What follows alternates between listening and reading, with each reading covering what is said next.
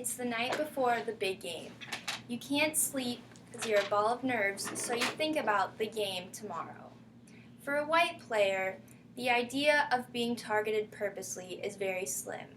But for a small number of African American athletes playing Division I football in the 1920s, this fear is very real. For one Iowa State athlete, Jack Trice, this fear became reality on October 5, 1923.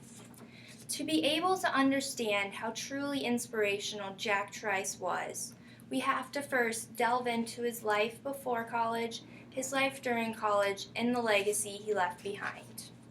According to an article written by John Rosengren for SB Nation, Jack Trice was born on May 12, 1902, in Hiram, Ohio, to Green and Alice Trice. He moved to Cleveland when he was 14 to live with his uncle. As stated in the African American Registry, Jack attended East Technical High School and he was a star football player. The summer before college, to help defray the cost of tuition, he worked a couple of construction jobs. He even met his future wife Cora while at work. Back in the 20s, there weren't academic or athletic scholarships, so he had to pay for his college by working. When he arrived in Ames, Jack studied animal husbandry, which is the breeding and caretaking of farm animals.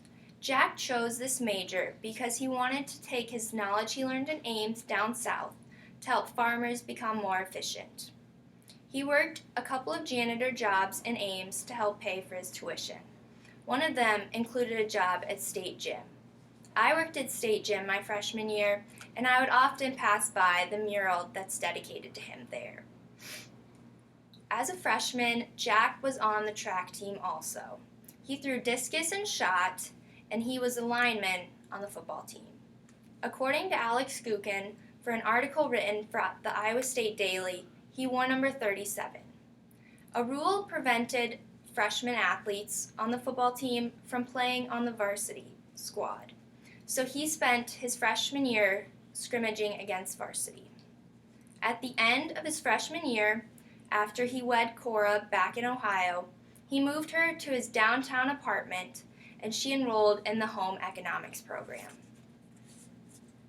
On the night before his first start, a road game at Minnesota, Jack wrote his infamous letter.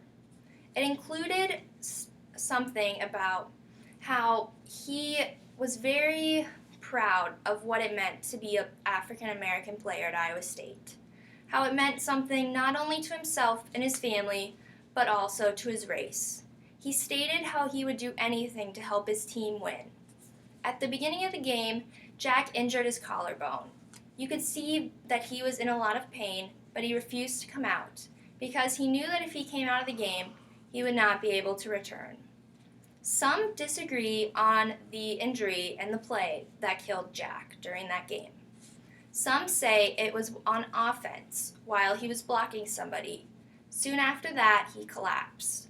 Others say that it was on defense when he threw himself at a Minnesota running back, but instead of landing how they normally recommend for that kind of play, on all fours, he landed on his back. He was trampled by multiple Minnesota players. After the game, he was taken to a Minneapolis hospital, but he was discharged only a few hours later after not receiving adequate care. He rode the train back to Ames after the game and was immediately taken to the Ames hospital. The injuries to his intestines were too much to overcome, and he died the Monday after the game at 3 p.m. The day after he died, the campus held a memorial for him on the Campanile lawn. It was estimated that over 4,000 people attended. The athletic and the university put a statue of him outside the football field and put a plaque honoring him at State Gym. In 1976, after the help of student activism, the idea to name the new football stadium after Jack was born, though it did not happen until 1996. To this day, Jack Trice Stadium is the only stadium in America named after an African American athlete.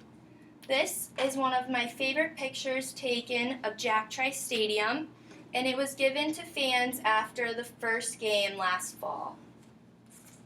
In conclusion, to be able to understand what an inspiration Jack was, we must look at his life before college, during college, and the legacy he left behind. Before the world had Jackie Robinson and Jesse Owens, they had Jack Trice and a small number of African American athletes playing Division I sports. Everyone is expecting me to do great things. I will. Yes, Jack, you achieved far more than football glory. You helped pave the road for equality in sports, no matter the race.